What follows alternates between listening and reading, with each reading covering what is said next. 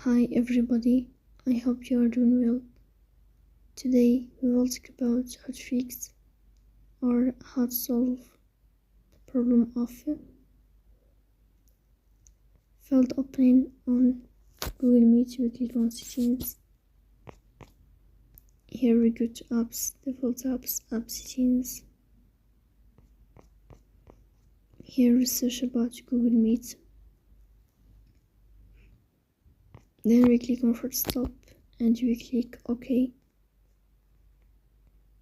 Here you will enter to storage. Then we click on clear cache.